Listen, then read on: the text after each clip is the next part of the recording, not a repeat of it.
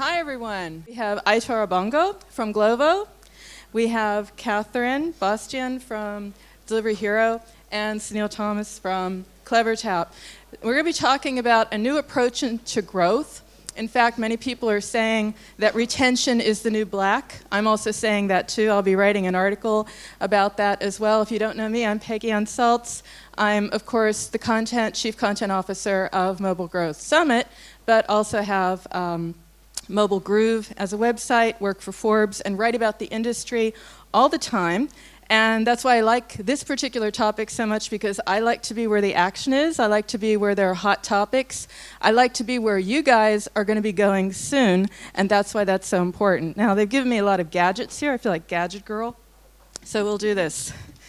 All right, so I've talked about us here, but only by name. So we each have our mic. Why don't we just start here with you, Aitor, and talk a little bit about what you do at Abonjo, because it's very interesting. You know, a lot of marketers do this. That was maybe 3 years ago something that someone else did, but now it's something that like teams are doing together. So what are you doing at Glovo? So hi everyone, my name is Aitor. As Peggy said, I work at Glovo, which is a company that delivers anything in your city. So what we do, my team, what does is basically retention across teams and products and markets.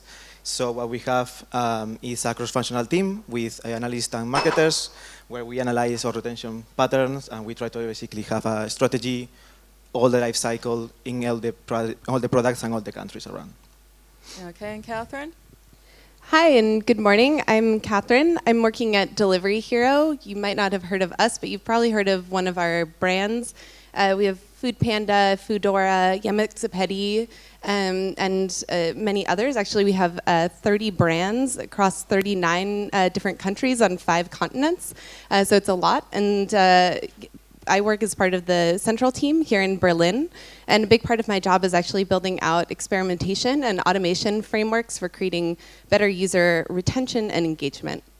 Absolutely, and in CRM, that's something that is also coming more and more together with UA. It used to be you were sitting in different places, different cubicles, different floors. It's all coming together, which must be also exciting for you. Sunil, tell us about CleverTap, because that is part of what you're doing there. Absolutely. Hi, my name is Sunil.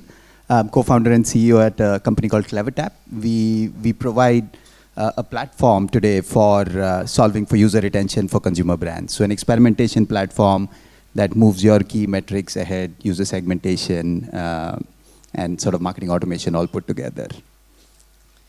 So I called it the new black, which is, I think, cool. But retention is the new growth, also interesting. Shift happens, great, great hashtag there.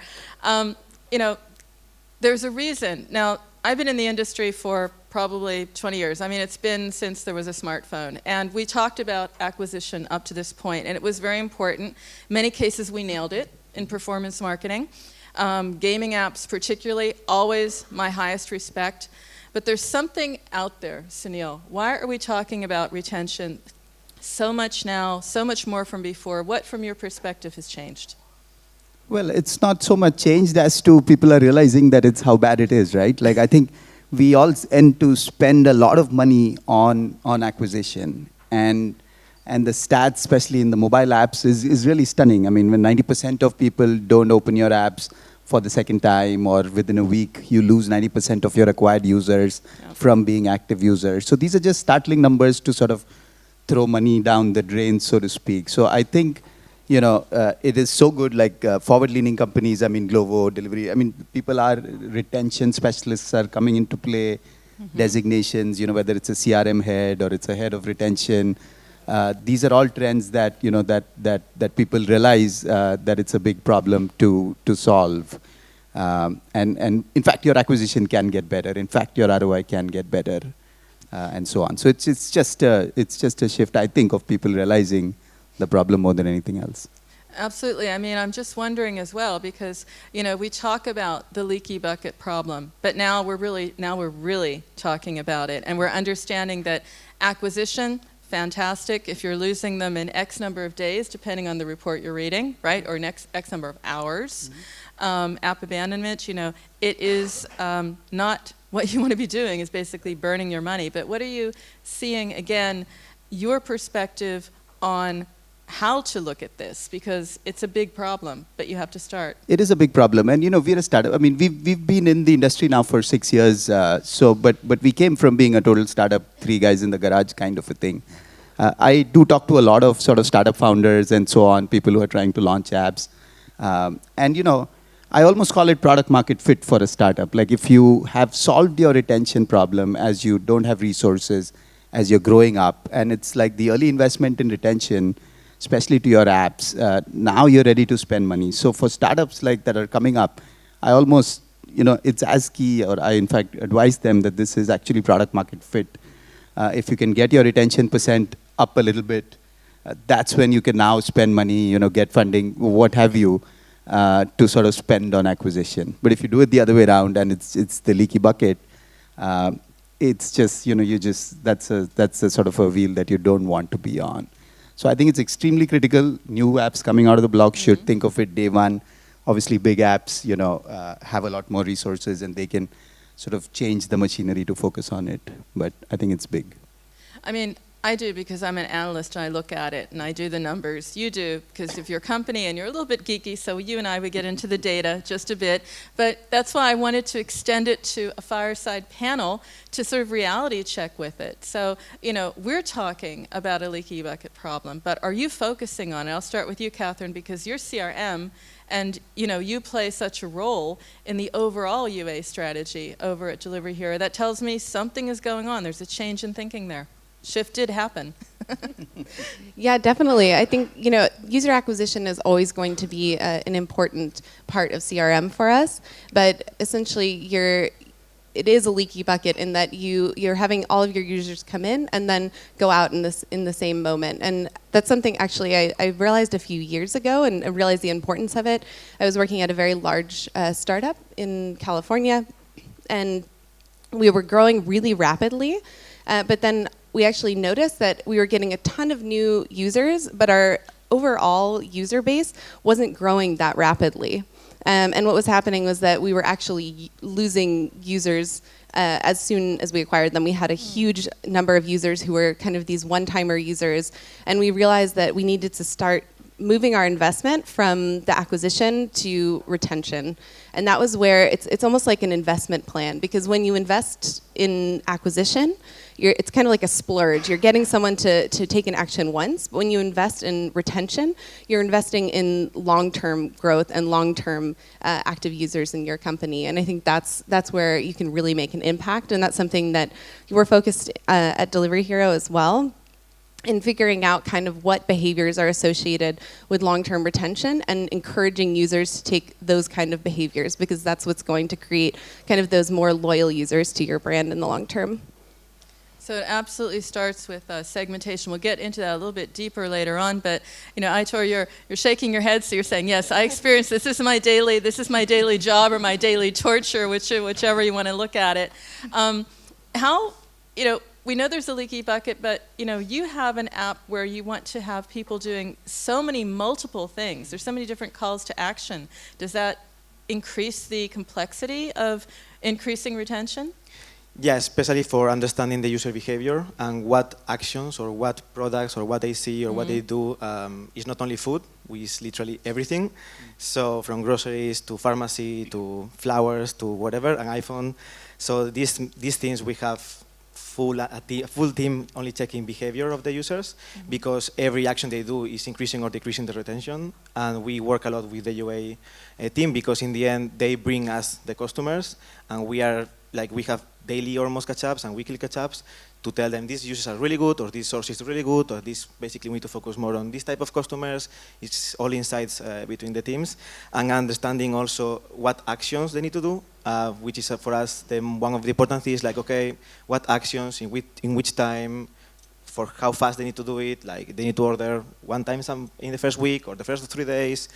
Do they need to refer a user? Do they need to check groceries? Do they need to see, our payment methods? These actions, so we try to then have our most loyal customers there and push the rest to become those loyal. So it's all about returns, and that's just it. You know, this is a little bit of also some data that your company's collected. I've been looking at, you know. It is important. Maybe just want to walk us through some of these stats, Sunil, and what this means when you're talking with clients, when you're talking with customers about why we need to be doing this or what the payoff is, because it's also quite an effort. In some cases, you're re-engineering how you did UA.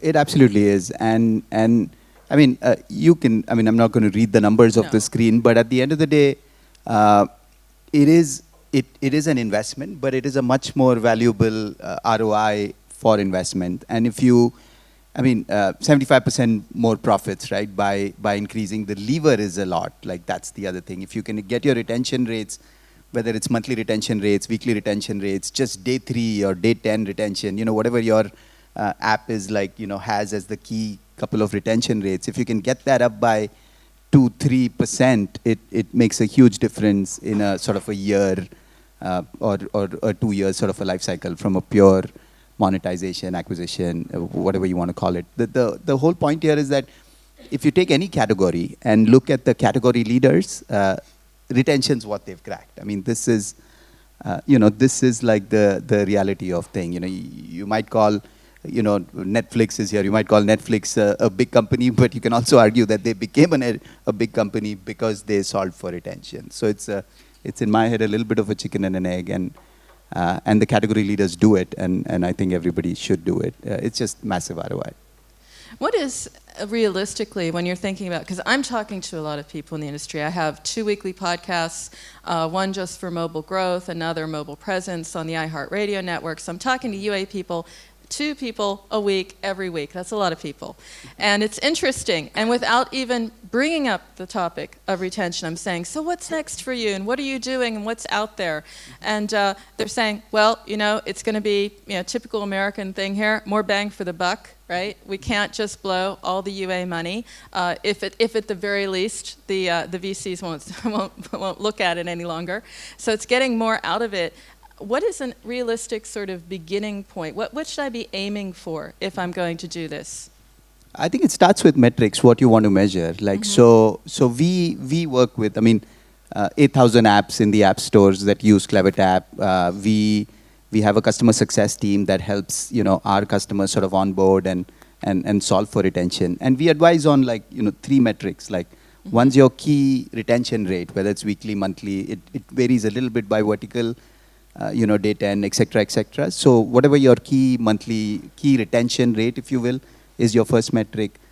Second metric we focus on is your are your key conversion rates. You know, an app has, you know, whether it's an install to a registration, whether it's a registration to a first purchase, whether it's a added to cart to a purchase, you know, whatever. There are like up to 3 typically key conversion rates that you should baseline, and everything you do should sort of improve that. That's second. And then lifetime value. You know, some apps can measure it if it's e-commerce, you know, sort of food delivery, et cetera, it's pretty clear and measurable. But even if it's like ad-driven businesses, you know, Brian was here, et cetera, it is measurable. I mean, you can get proxies even if you don't have the real number. You can use user actions or ad served or whatever as some proxy to your customer lifetime value. So it's 3 metrics that we sort of recommend people going in this journey to baseline on day 1, and then everything that you do, experimentation, campaigns, marketing automation, you know, sort of push notifications, email, what have you, you've got to try to get these 3 metrics up sort of to the right, growing. And, you know, if you focus on it, we've actually seen, you know, it's remarkable. We've seen 50% improvement in these numbers over a 12 to 18 month period. I mean, so it's not like it's not doable. It's just a question of sort of aligning all your sort of campaign activity, if you will, to 3 or 4 key metrics. That's how we at least recommend, and we move customers ahead. I mean, you mentioned these metrics. Well, I'd like to just check that out with you, because of course the biggest issue is figuring out those events. And you're working on it, or you're close to cracking the code on that, because you have to figure out, you know, which events are we going to be watching. We're watching user behavior, so we're not looking at demographics. That's part of the picture. I'm just curious how far in practice? Because it's an ongoing journey. If you had the answer, you wouldn't be here, you'd be retired, whatever, writing your book. But what about the metrics that you're looking at Delivery Hero? I'd just like to understand if that matches with Sunil. Yeah, I would definitely say that matches with the type of metrics that we're looking at. We want to make sure that if we run a campaign that, a month later, 2 months later, the users are still more active or more engaged with the platform than the users who weren't involved in the campaign. We want to see, okay, are they still doing the behavior, excuse me, are they still doing the behavior that we want to increase in the beginning? And so I think a lot of it depends also on the type of campaign that you're running and what kind of metric you're trying to move in particular, but making sure that that action and the frequency of the action are still at the same level as 2 months later after you've run the campaign. How about you? How do you look at, because in order to know if you're moving the needle, you have to understand what the normal behavior was in the first place. So, it's a bit of a balancing act. It's very different from user acquisition because you're also looking, and I've said this a couple of times, and now it's really catching on. I was always thinking, we inherited our metrics from the rock stars, from the gaming apps, right? So a monthly active user meant something, But for you, it'd be like, you'd probably want a weekly active or a 2 monthly, a 2 month active user. I mean, we need completely different metrics to look at that because even in the case of audio, if something happens 3 weeks after there's a conversion, we're looking at it differently. We're really redefining how we approach not just acquisition and retention, but customer journey. Yeah, definitely. For us, we try to be as user-focused as much as possible. So we don't have like a model for everyone, especially when we are in markets that is basically 26 markets from Kazakhstan to Peru. So every market is very, very, very different in this area. So for us, we try to focus first on the life cycle, the whole journey, see where they start missing out or where they start to leave, the leaking bucket. And from there, we take a whole approach of not only campaigns or not only marketing, like we work a lot with live ops, customer service, understanding what issues as the user actually having, so we can actually react to those issues or mistakes or errors that we might have from our side, and to increase the retention as much as possible. And then we break. The retention is not one team job, which is a cool thing for us because it's a fairly young startup, 4 years old, but it's a company thing. So every single team is thinking about retention, and we are thinking not only 1 month retention, it's like 6 months, 12 months, 24 months, because in the end, the return of investment, we don't try to make people pushing, we don't want to create behaviors.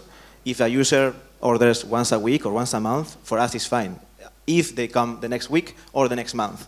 So those things, we don't push for new behaviors because it's really, really hard to create a new behavior, and usually it's really expensive from our side.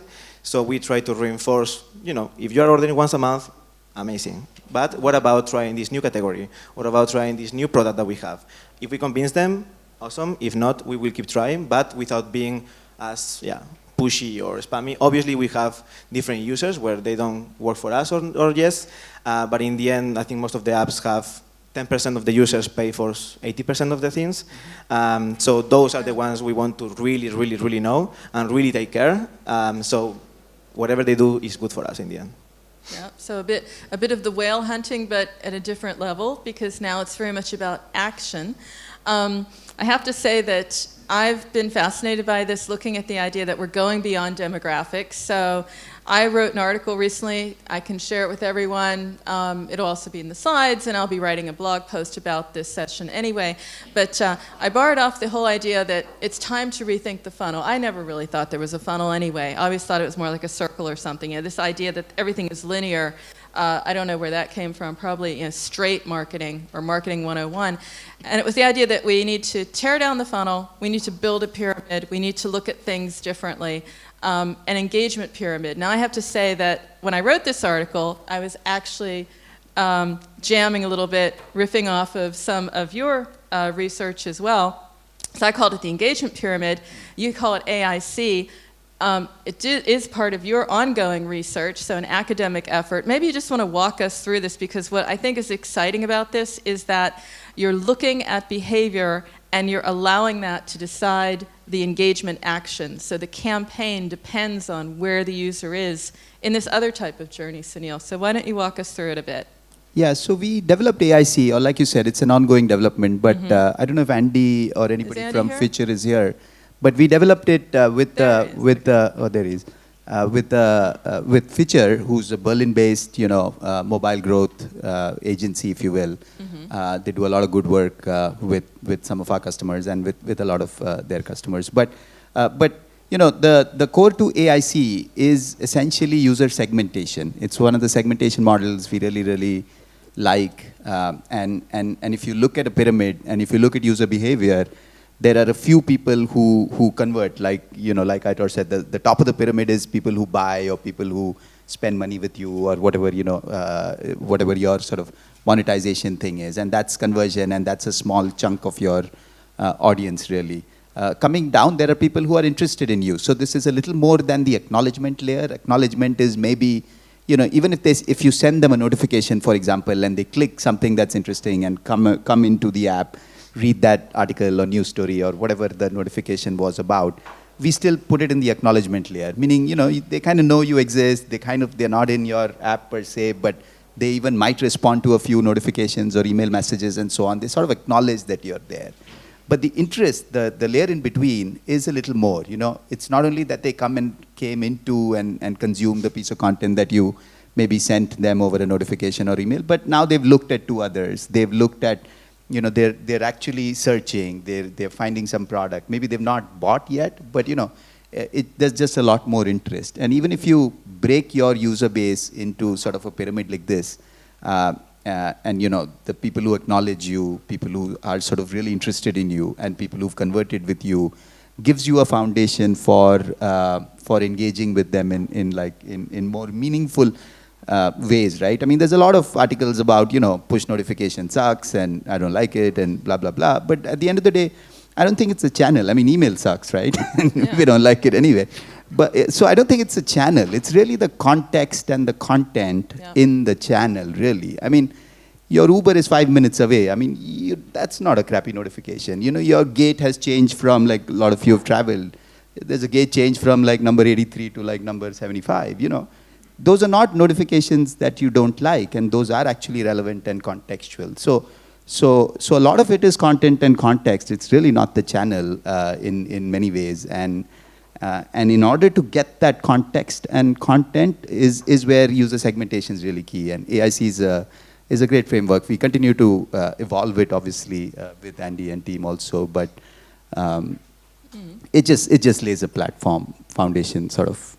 Yeah, I was interested in that when I was writing my article. I was looking into the research, and what was interesting was also it could tell you not only what you're doing wrong. So, for example, if you have a lot of people coming in at acknowledgement and they're not moving up, it could be that they're not moving through your app. So it means to check out your onboarding, look at those user activities. But at the same time, if you get them in and they're going straight up to the top of the pyramid because you have identified your events, then it's like, yes, double down on those campaigns. Those are doing really well. I mean, again, I admit, a little bit geeky because I love frameworks, I love models. I like to put things into that perspective because I'm not an app marketer, right? I'm an analyst.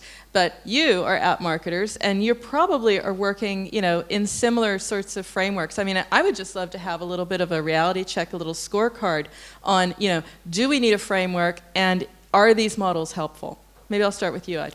Yeah, they are. definitely yes. Because we don't, retention is a huge thing. If you don't break it down, it's like you are lost. You are basically trying to find a needle in a really, really huge room with nothing else, so no help. So in the end, we know that the onboarding for us is crucial because it's a kind of, the food delivery has been there for a while, but anything delivered, and you can ask and type, I want this from this place, pick it up, bring it to me. It's something that users don't really know how to use, or they don't really trust our app. So we know that if they order food first, they are more willing to do other stuff. So the onboarding is really important for us, and we tell them, you can do this here, you can do this there. What about this communication? What about this? And we try to also engage and tell them, we are not going to spam you. So in the end, if you give the value to the user, they are, the pushes might be the best channel ever because you get instant reaction from the user. Yeah. But you need to be the one telling them, no worries, we will not fail, or we will try not to fail, and your messages, or our messages will be definitely personalized for you. So we gather in the onboarding, we try to know as much as possible. Like, for example, when they just join, then we try to move them to the interest part, asking them, what food do you like? Or what about your top of mind dish that you love? So these things, we use them to personalize and to recommend stuff. So in the end, the user needs to see the value. Like you cannot expect from a user to find out everything. Like, no, figure it out. No, you have to guide them because it's in your best interest for them to know better the app. And also to be appropriate to the action. So it's the activity exactly. in the app. I mean, demographics is a given. We all have our demographic data. That's not anything really for new. us, we care obviously because older people might have more money, but in the end, our segmentation is not based on that. It might be by region because we're so different, but in the end, we focus on the user.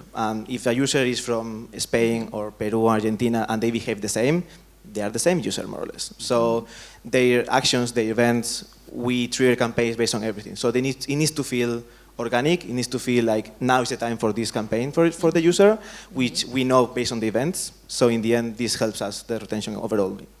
Okay. I mean, it's interesting to explore the channels at Delivery Hero because not only is it global, and we'll get to a campaign in a moment and how you approach this in practice, but it's an amazing mix of channels. I've gone to a couple of Delivery Hero presentations and also written about them once in Forbes because they just get it. It's very global. It's very doing things like jumping on the popularity of Stranger Things, just at the moment, which was pretty cool, by the way, because I like Stranger Things. But anyway, making it relevant to culture, which is something you have to do on the fly. So tell me a little bit about the mix of channels that work for Delivery Hero, because I guess you have to be everywhere where the consumer is. Yeah, definitely. I mean, I love what Sunil said about, a push that's giving you valuable information isn't a bad push. A quote that I've always loved is that people don't hate marketing, people hate bad marketing.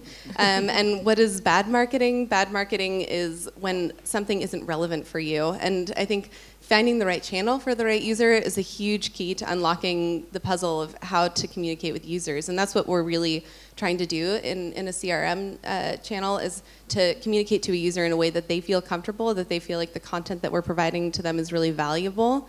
And we're always exploring new channels. So we're actually exploring Facebook Messenger, we're exploring WhatsApp as a channel, chatbots. And then we also, still use a lot of the traditional channels like push and SMS and email.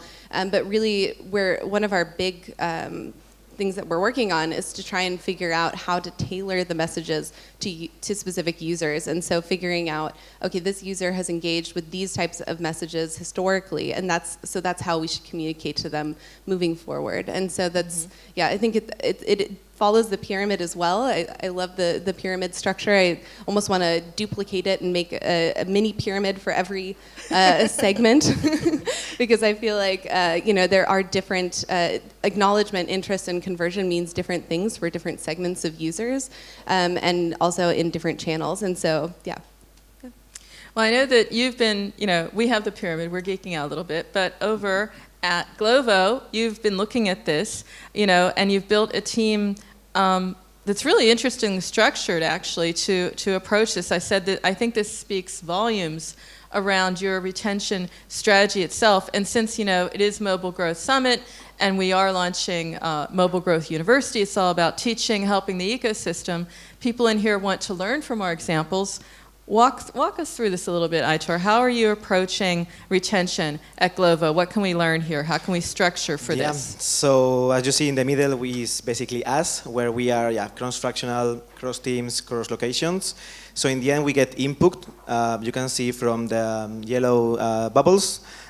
They provide us insights. So there's a team with growth strategy, we have data teams, data engineering, BI teams, and also product. So from the product we get user behavior, from the data team we get modeling, churn predictions, LTV, reactivation LTV, growth strategy. We figure out markets, different between regions, and from there we also have directly connection with the teams above, which are the green bubbles.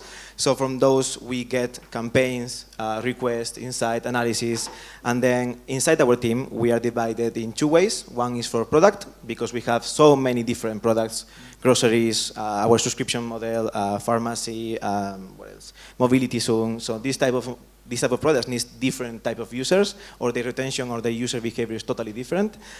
So we have one team specifically for regional, so they do the localization. We have a global strategy, but doesn't work the same for Kazakhstan again as Italy.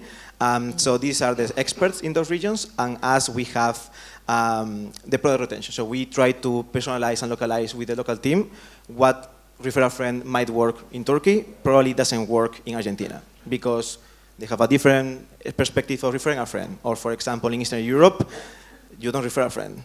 It's kind of a strange way. So this really, really, like, no, like, no way I'm telling my friend this thing.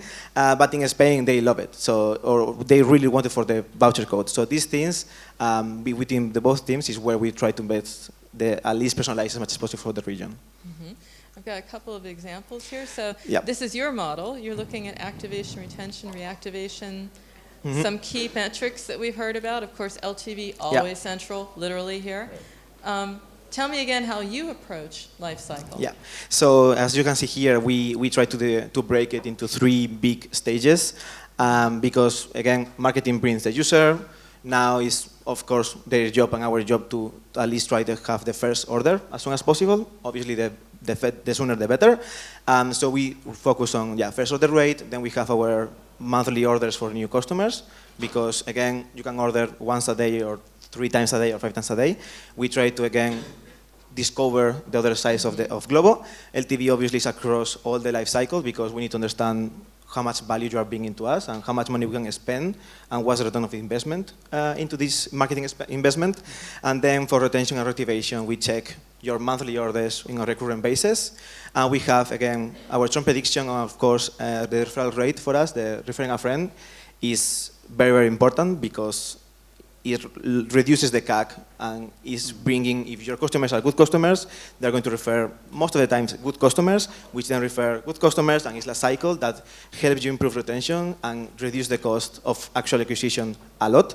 And the same for activation. We need to understand what are the like what money we might give you to come back, because in the end, if you order once and you never order again, it's also fine. Like, you might not be the one for our product, or you might not be in our delivery area. So these things, we try to have a life cycle view, but then break it in 3 stages. It's interesting, because I never thought about that, but one of the advantages here is not just longer-term retention, but he's talking about advocacy. Do you look at that? Is that what you're seeing at CleverTap? Are companies at that point where they can turn long-term satisfied users into sort of, their army of advocates? Absolutely. I mean, advocacy is the highest level of, retention or How champion users or whatever. I think, I mean, it's a long way away, I think, to convert to advocates. But I think, clearly, I mean, this is at the advanced, sort of maturity levels of retention, if you will. And, but he's aiming there, which is it is awesome. And lifetime value is key and central, but I also have to say that lifetime value is kind of a lagging indicator, meaning you only know it after 6 months, after a year, and all of that. So don't get disappointed by measuring lifetime value every week and sort of knowing that it's not going to change that much. And that's why in our 3 metrics also, it's like your key retention rates, whether it's monthly, weekly, daily, day 3, whatever it is, and key conversion rates. As long as you can sort of improve these are a little more leading to lifetime value. And lifetime value is the key metric, but it's also important to realize that it is a lagging metric. And don't get disappointed, like very early on at least. So just want to stay on with Glovo, because we then would be moving to Delivery Hero, but you have looked at some campaigns. Maybe you want to walk us through one briefly with some results here, or your approach? Exactly. So you can see here one of the emails that we send to users that, for bad luck or we out of our hand, they have a bad experience with their order, because weather, traffic, can be late. The restaurant might miss an item. So in the end, we just communicate to the user. Our approach is explaining them what happened. Like, don't try to bullshit them. It's very, very simple. Like, this is how much are we improving. We are really sorry, something went wrong. Like, we do mistakes, we are working on that. And this is, sorry for the Spanish content, but what we are seeing here is basically what we tell the customer that we are improving. So for the first, if you see the number one, is we are trying to work faster in our deliveries. So we are getting more riders, we're getting restaurants closer to you, so we can deliver you way, way fast. We also try to get more partners in number two. The three one is we try to now, not only food delivery, we can get you groceries. And at the same time, we try in the end, the last side on the right side is, this is how we work. Like, we work on your satisfaction. So this is why we are doing these things. We want to get a better customers, a happy customer. So this is why, for example, we tell them we increase our NPS by 20%. So we are actually working in these topics. And then, because again, the money is being from orders, we're recommending restaurants that we know, or at least we hope, or by average, they have a good delivery time. So they don't have a problem anymore. This is a simple campaign. This doesn't cost anything because there is no discount or any type of incentivization. And just, you can see on the left side, the KPIs that we got on the first month they received this. They 4% already ordered again in the first month. 2% of those who received the campaign ordered the next month. And then we have a model for churn probability. That model, the churn probability reduced by 2% in the whole segment for the ones who open it. So now we need to work on, okay, let's improve the subject line. So more people open it, more people see it. And this is how we approach retention or issues with the user. Because again, it makes sense, we do mistakes and the company is not perfect all the time. But in the end, if the user is communicated, I think it works a lot better. I think it's also that appropriateness that is part of it here. You're being human in your marketing. And you, over at Delivery Hero, Catherine, you've thought this through. I like the idea of where the ideal customer is, and you've started to put a metric and a matrix around this, but maybe you'd like to walk us through some of the thinking behind this, because I think this is applicable to other app verticals as well. Yeah, definitely. I think at Delivery Hero, we realized that the funnel also, the linear traditional funnel wasn't working for us because it really misses kind of this very fluid thing that is the user journey. And our data analyst actually created this ideal user profile using a set of user attributes, and so that can be anything to the last time the user ordered, to the last time the user opened the app, to whether or not they had a bad experience. And so the ideal customer is the happy customer, and what we want is for the majority of the customers to be in that ideal state. And so what we're keeping a close eye on are the migrations between the different segments that we have. And so we want, it would be ideal if a user was acquired and then went into the active stage and then became an ideal user. And what we don't want is for a user to go from ideal or active into churning or inactive. And the reason for that is that not all users are the same, and all users have an ideal state, and then once they leave that ideal state, it becomes more costly to reactivate them. Mm-hmm. And so that's why what we're trying to do is to move users into this state and retain them in that state, rather than have them fall out and having to bring them back. And so, as you can see here, the best thing is for an ideal user to, the colors are associated with kind of the positivity. Green is good, dark green is best, light red is bad, and dark red is the worst. And so you can kind of see it's the most dramatic there in the center of the ideal. Sure. Going into churn. So that's kind of the nightmare for us. And then we have to put more in order to bring them back. And just moving ahead a little bit to in-depth post-analysis, understanding what worked so that you can wash, rinse, repeat. Again, early days because you're experimenting, but is there anything that you can tell us about these campaigns that's outstanding here that gives you that post-analysis? Yeah, so actually a lot of these are an example from a campaign that we ran to over 1 million users to try and figure out. So one of the first questions we asked ourselves is, what can we offer users who have churned in order to bring them back? and get them to order with us again. And so we ran this big campaign with randomizing the voucher values and that we were providing to or offering to the users, so that we could understand for all of the different users within a frame of 90 to 600 days since their last order, what works best for those particular users. And then out of this campaign, because continual optimization is vital, we created actually an API that now, based on 12 different data attributes, fetches the ideal voucher value for a user. So per country, we have about 5,000 rows of potential user profiles that we can match with in order to provide the ideal voucher value for a user.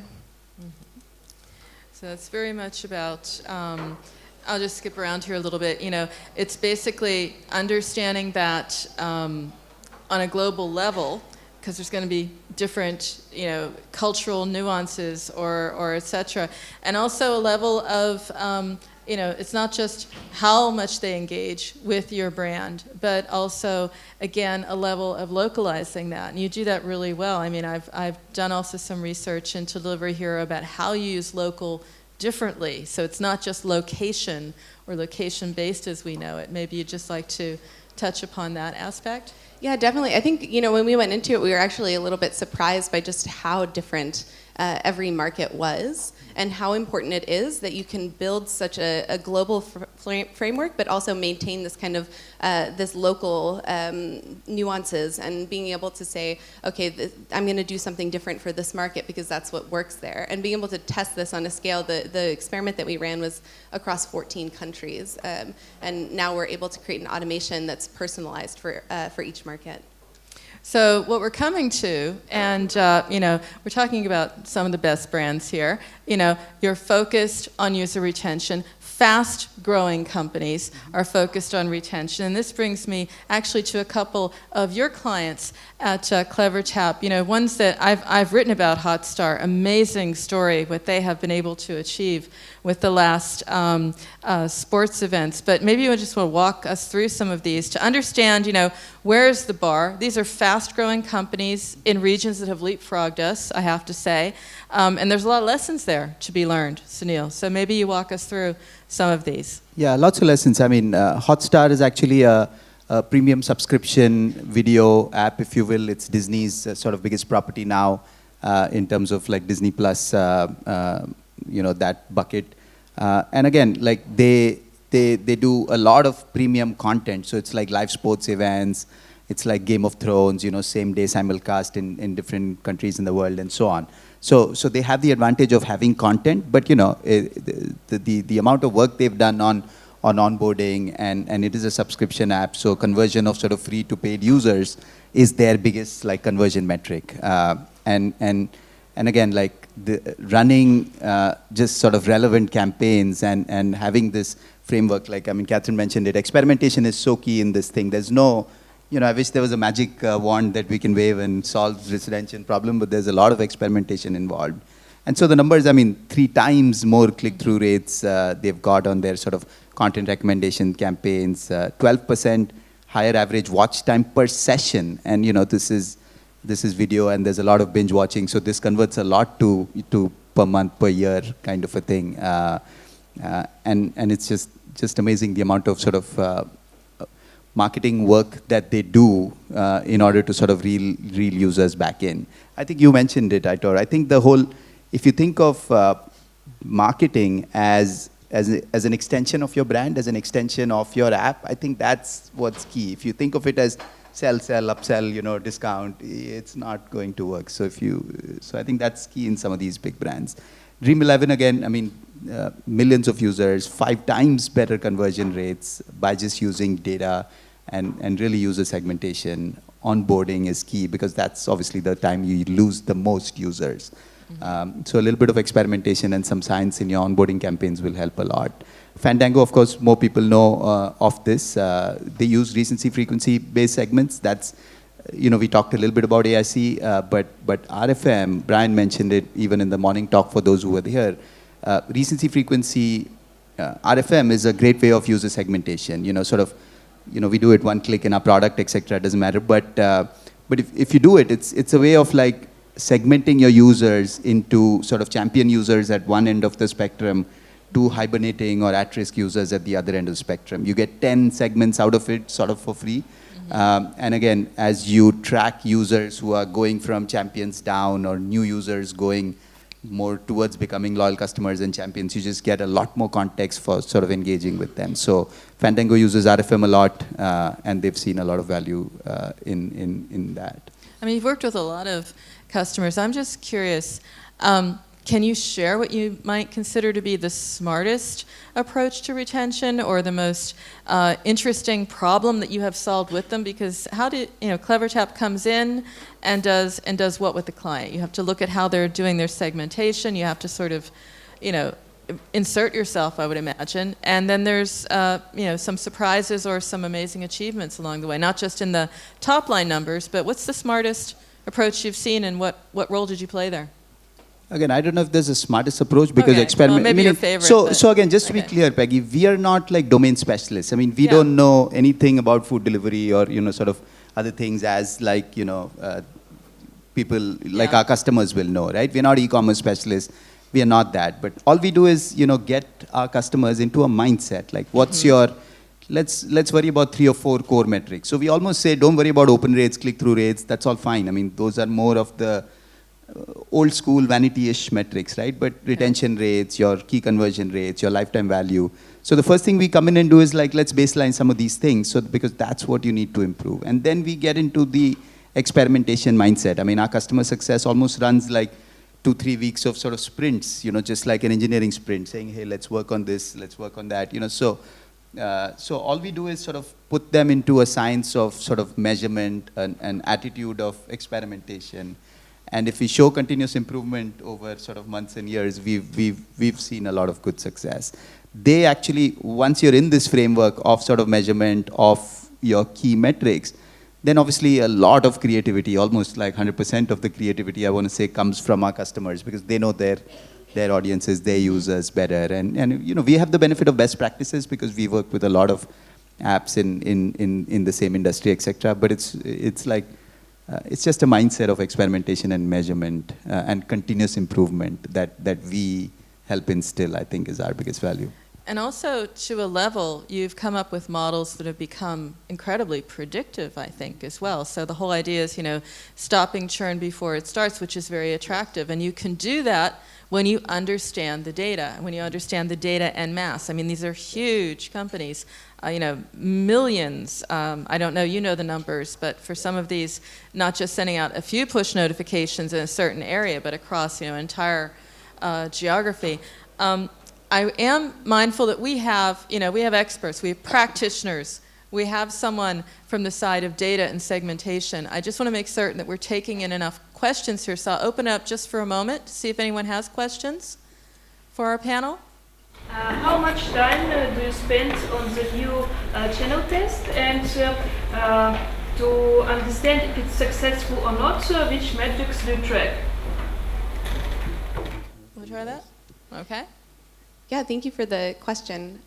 We tend to actually invest quite a bit of time when it comes to testing out new channels, just because, especially, I would say, depending on how close to the user we can come. So if we can be actually closer to the customer and communicate to them in a more effective way, we're willing to actually invest more time into the experiments. And what we're looking at is how much the users engage with us, how much it increases their engagement with the app, and then also how much it increases conversion, and then also if they're more likely to stay with us and continue the behavior even after we've communicated to them through this channel.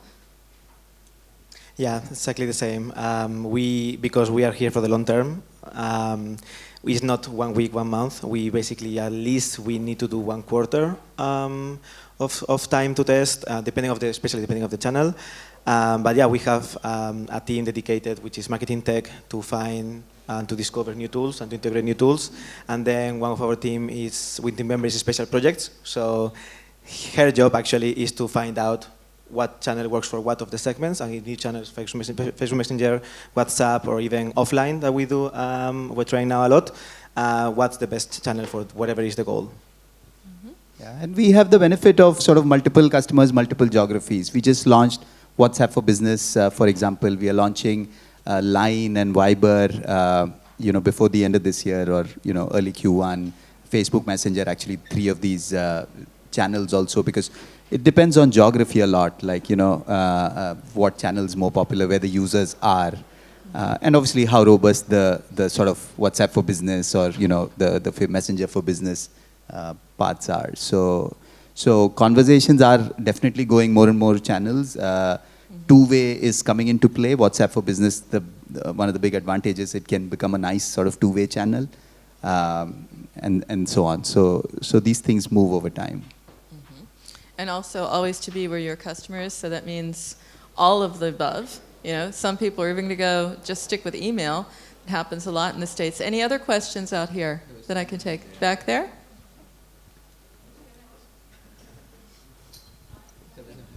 There was a hand there. Again, for Delivery Hero maybe, what kind of user attributes came out important in your strategy, just to see if there was something surprising or like that you would not have found out if not for the models? Ooh, interesting question. Yeah. So actually, I forgot to mention this, but we used machine learning, which my data analysts insist I call magic, in order to figure out which attributes were actually moving the needle for the different segments. And some of them were the more expected ones, like the last, like how long ago they ordered. But then also, actually, I was really surprised the first order, the time they first ordered was actually also a big influencer in which segment they fell into. And also kind of the days that they order on was another one of the metrics that we looked at. And so, yeah, there were a bunch in there that were kind of like, oh, interesting. But yeah, I think it's less about, for us, there's no user that's better than another user. There's just different solutions that work for different users. And so when we came up with all of the different user profiles, what we're trying to do is actually to try and figure out what the best treatment for that user is or what they need. Yeah. I'd love you to take that, though, Sunil, because you have so many of these benchmark reports I'm reading where you're coming up with attributes and attribute mixes that blew me away as well, I have to say. Yeah, but it's a broad question. I would say if there's one, I think recency and frequency. So recency and frequency of use, Catherine mentioned it.